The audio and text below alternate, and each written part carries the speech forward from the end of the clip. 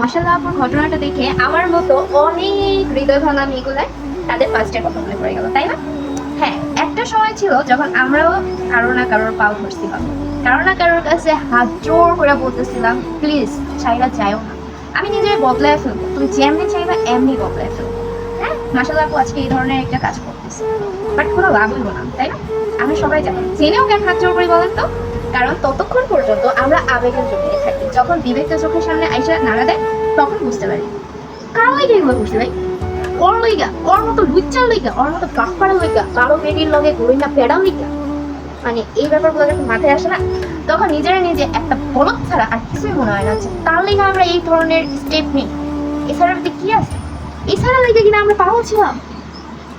আসলে যাদের লাইফে এটা ঘটে না, শুধুমাত্র তারাই জানে সে সময় সে কতটা সাইকো থাকে। ঘটনা দেন নর্মাল লাইফ, নর্মাল জীবন, ওই বেড়ায় কই আমি কই। হ্যাঁ, জীবনটা কত সুন্দর একটা মানুষ দিয়ে বুঝে আনিছে ফুলের বাগানের মতো। এই জিনিসগুলো আমরা মানুষরা বুঝতে পারি না।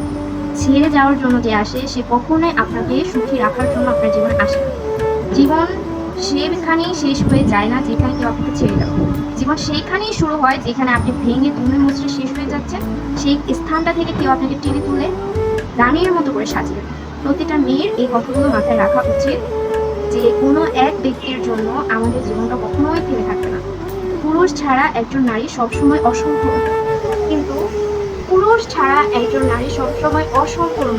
কাপুরুষের জন্য কোনো নারী জীবনই অসম্পূর্ণ না। এটাই বুঝতে আমাদের অনেকটা সময় লেগে যায়।